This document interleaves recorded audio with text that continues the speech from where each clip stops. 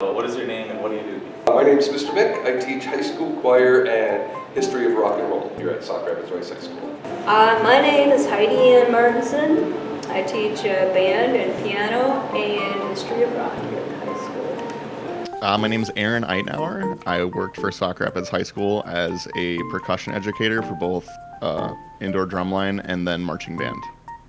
Partly it's co-curricular. Partly it is a class, and it is also extracurricular as we do our performances, our classroom performances in the evenings, and we also go out into the community and do other performances along the way. And somebody start band, well, you should start band in 6th grade. Yeah. And then you'll be amazing when you get to the high school. Because music makes you whole. It's just something everybody should know. Mm-hmm. And then you're part of a group. And it's like a sport except playing instruments, that whole camaraderie and making a good thing together. Yeah. That's what we do. I think what set it apart is how it combines a physical aspect as well as a mental aspect. Music is very involved, thinking-wise, and it's very challenging to kind of get the mental aspect combined with, moving to a part and the physical demand of playing your instrument and the heat, providing breath to your instrument, or in this case, holding a drum, and always being mentally engaged, even though you are being drained from what the day brings. Yeah, actually. Yeah, I think it would be staffed differently, and if it was regarded as a sport, there could be a bigger following, I guess. And there'd be more understanding about what we do, I think, because more people would see it and go, oh, okay, I see. Marching band is kind of the closest thing to a sport we have, because that we do compete against other bands and earn money and trophies and stuff. Yeah. I don't think so. I don't think it has to be regarded as a sport in particularly. It's kind of its own thing. It's a pretty niche thing, and I would say, if we're comparing it to like a traditional sport like football, then it's not a sport for sure. But I think it is a sport in the sense that it is a competitive activity where we are working towards a goal and we are competing against other people. So I wouldn't say it would benefit from being called a sport. Right, well, that's what I was just talking about, right? You have that sense of belonging. You have something that only humans can do. Because you can teach a monkey how to play basketball. Well, you can teach a monkey how to play trumpets, we probably think was their lips, right? Yeah. But to have that aesthetic that goes with it, that creates something different every time, is really, really special. It's a band, and I think it's a music thing, orchestra, whatever. And even when you play piano by yourself, if you're playing piano by yourself, you're making music, and that's cool. But getting everyone to do something at the same time and having to be so precise, like we have to get X amount of people, like say 70 people, to even breathe at the same time. Yes, a lot of skills. It teaches a lot of teamwork. You're working with a lot of different people from a lot of different backgrounds to create one common thing. It's not like we could compare this to like tennis. If I'm playing singles tennis, I'm playing against one other person. So I only have to rely on me, and I just have to, if I work hard, then I will see results. But if you work hard in a team setting like band or drumline, you won't always see results. So you have to work to bring your teammates or your band members up with you. So teamwork is a really big aspect. And then it teaches you a lot about deadlines.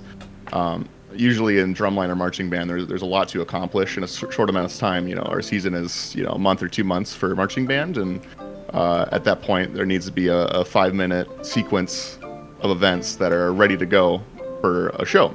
So I would say deadlines and teamwork are the biggest ones. You don't have to take it too seriously. Well, like instruments, you have to take care of it. Like any other equipment, you have to take care of your voice and treat it well, because you start hacking on your voice, you're not going to. Your vocal instrument is not going to be as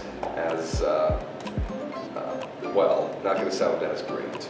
Same thing if you're like with an instrument, if you're eating food and you're filling it, full of junk and stuff like that, it's not going to sound great. If you're not taking care of your instrument. If you're leaving it out in your cold vehicle and you've got a wood instrument like a clarinet, that's going to crack. All that fun stuff. If you can sing your part in band, you could actually play it really, really well. Because yeah, instruments are an extension of your voice, really. Even kids in band, though, don't like that sometimes unless they're in choir. I'm in band, I don't sing. Yeah, you do. Yeah, you do. Well, I think you would sing with your instrument. I would say that's how you kind of interpret what you are doing, you know, adding your personal flair to something, you know, whether that be how you are kind of moving when you're playing, or that's kind of the overall vibe you're giving off, how you look when you're playing your instrument, or you know, just giving it your own flair. I see 80 kids, you know, in the ocean, you know, for the first time ever, for most of them.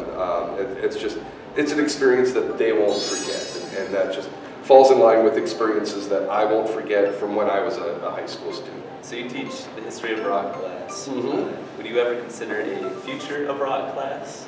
I'd like to do a history of rock 2, or you know, part 2, because right now we cover the 50s, 60s, 70s, and 80s, and we just like little dabble into the 90s. And I mean, we've got enough time that has passed by that we can go 90s, 2000s, 2010s.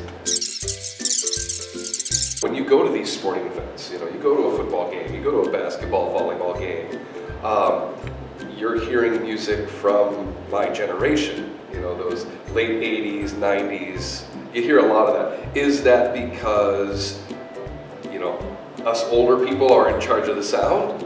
Or is it because good music is good music? I'm also no longer the shortest music teacher in the building, so that's kind of cool. And how do you feel about this? I interpret it as, wow, he's not hiding it very well.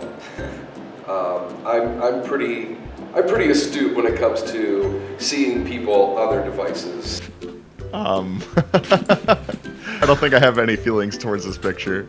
Okay. Is it somebody texting in class? Is there context to this picture? That'd be good. Yeah, I think that's what it is. Somebody texting during class. Oh, super bad. They should go to juvie for that. That's my opinion. No, just no. Phones should go in the trash.